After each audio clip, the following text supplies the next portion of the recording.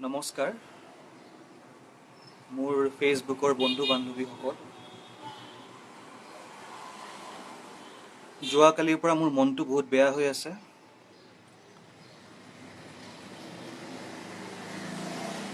নীলোৎপল দাস আৰু অভিজিত নাথ দুয়ো প্ৰকৃতি প্ৰেমী আছিল নীলোৎপলে সংগীত ভাল পাইছিল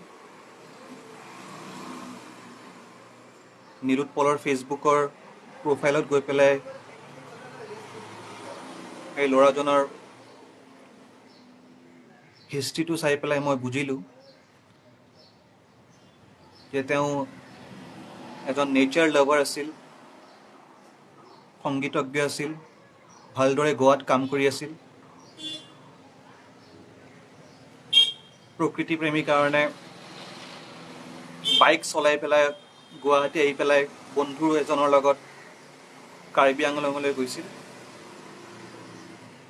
তাৰপিছৰ ঘটনাখিনি আপোনালোকে সবাই জানে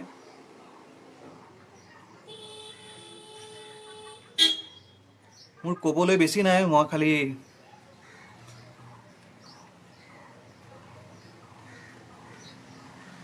জীয়াব দিয়া আমাক শান্তি দিয়া আমাক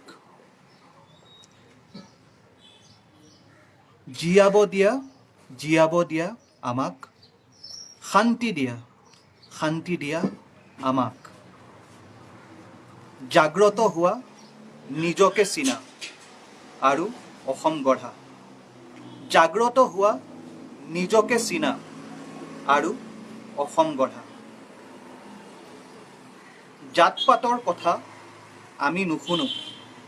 জাতপাতৰ কথা আমি নাপাতো নিজৰ মানুহে নিজৰ মানুহক মাৰি কিনো পাবা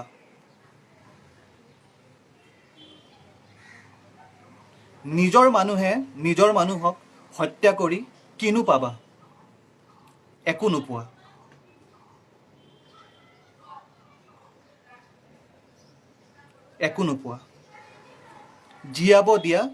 জীয়াব দিয়া আমাক শান্তি দিয়া আমাক জাগ্ৰত হোৱা নিজকে চিনা আৰু অসম গঢ়া ৰঙীন অসম গঢ়া সেউজ অসম গঢ়া এই ঘটনাটোৰ পিছত জাতপাতক লৈ কথা পাতি লাভ নাই এই ঘটনাটো কেইজনমান মানুহে মিলি কৰিছে তেওঁলোকৰ মানসিকতাৰ অভাৱত এই ঘটনাটো হৈছে মই কথা ক'ব পৰা নাই মোৰ কথা মই ক'ব নোৱাৰোঁ আৰু এই ঘটনাৰ পিছত মোৰ নীলোৎপল দাস সাউণ্ড ইঞ্জিনিয়াৰ কৰিছিল ময়ো সাউণ্ড ইঞ্জিনিয়াৰিং কৰিছিলোঁ মই সেই ফালৰ পৰা মই সেই ল'ৰাজনৰ লগত মই ৰিলেট কৰিব পাৰোঁ এজন সংগীতজ্ঞৰ মানসিকতা মই বুজি পাওঁ আমি ইম'শ্যনেল মানুহ হয় আৰু ইম'শ্যনেল মানুহ কাৰণে আমি প্ৰকৃতি প্ৰেমীও হয় জাগাই ঘূৰি ভাল পাওঁ এই ঘটনা দিল্লী বহুত জেগাত ভাৰতৰ বহুত জেগাত কয় অসম এখন জংঘল হয় অসমত জংঘলী থাকে